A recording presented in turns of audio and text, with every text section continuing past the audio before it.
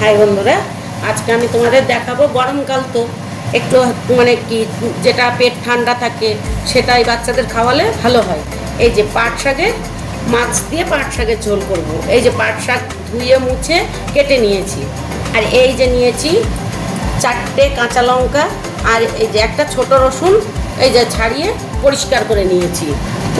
আমার মাছটা এবার ভেজে নেব। আগে বেশি কিছু দেবো না, খালি রাঁধুনি সম্বরা রসুন সম্বরাই দেবো। দেখো করে আমি করতে থাকি, তোমরা দেখো। কড়াইটা গরম করতে দিলাম, দেবো আমি সর্ষের তেল। কেন আগে একটু তেল দিলাম, মাছটা ভাজবো, নয়তো এই তরকারিতে তেল লাগে না সেরকম। এই দেখো বন্ধুরা, মাছটাতে নুন হলুদটা মাখিয়ে নিচ্ছি। এইটা ছোট মাছও খুব ভালো লাগে। আজকে আমার ঘরে ছোট মাছ নেই, আমার ঘরে কাটা মাছ ছিল, সেটা দিয়েই আমি করছি। এবার মাছটা ছেড়ে দেবো। মাছটা একটু ভাজা হবে। গরমের দিনে পাট শাকের মাছের ঝোলটা খুবই ভালো। বাচ্চারা স্কুল থেকে এলো, এইটা করে রাখলে এসে ভাত খেলে পেটটাও ঠান্ডা হয়। গরমের দিনে তো অত মশলাপাতি খাওয়া যায় না। এরকম আমার মাছটা, এবার মাছটাকে একটু সাইড করে দিলাম। এই যে অল্প একটু রাঁধুনি, আর দেবো হচ্ছে এই যে কটা একটা রসুন ছাড়িয়ে রেখে দিয়েছিলাম, সেই রসুনের কোয়া কটা একটু লাল করে ভেজে নেব।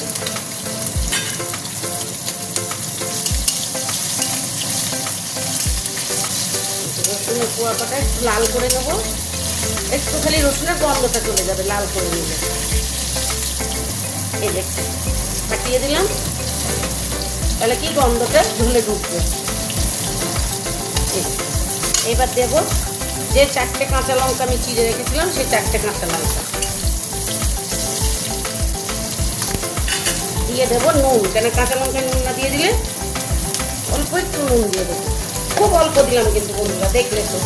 পরে শাক দিয়ে ওনার শাকের কতটুকু নুন লাগবে টের পাওয়া যায় না। এই দেখো রসুনগুলো আমার লাল হয়ে গেছে। এবার আমি এই যে সবগুলো দিয়ে আর মাছগুলো ভেঙে দেবো। মাছটা ভাজা হয়ে গেছে, ভেঙে দেবো মাছটা। ছোটো মাছ হলে ভাঙা লাগে না বন্ধুরা। এইবার দিয়ে দেবো হচ্ছে আমার সেই শাকটা, যেটা আমি বলেছিলাম আমি পাট শাক দিয়ে করছি, সেই পাট শাকটা।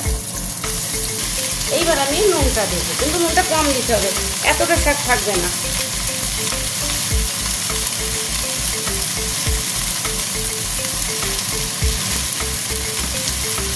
দেবো হচ্ছে হলুদ।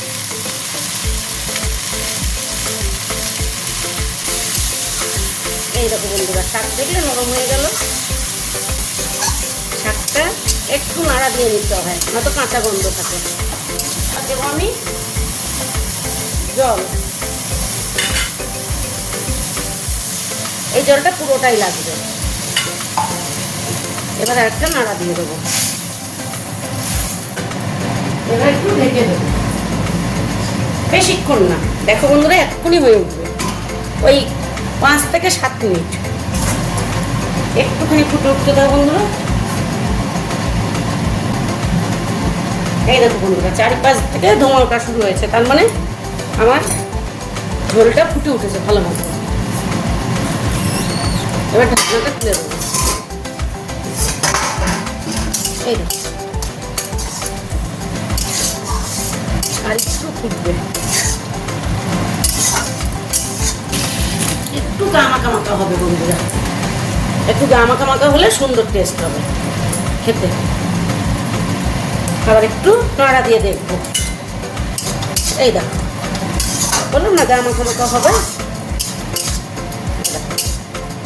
এই যে রসুনগুলো আমি ফাটিয়ে ফাটিয়ে দিয়েছি, দেখো সেই রসুনগুলো, রসুনের গন্ধটা পাবে তো যখন ভাত দিয়ে মাখিয়ে খাবে। আর গোটা গোটা রসুনটা দিলে অতটা সেন্ট হয় না, মানে ভাজতে ভাজতে এরকম করে রসুনটাকে ঘুমতে করে চেপে দেবে। এই যে বন্ধুরা, হয়ে গেল আমার পাট শাকের মাছের ঝোল।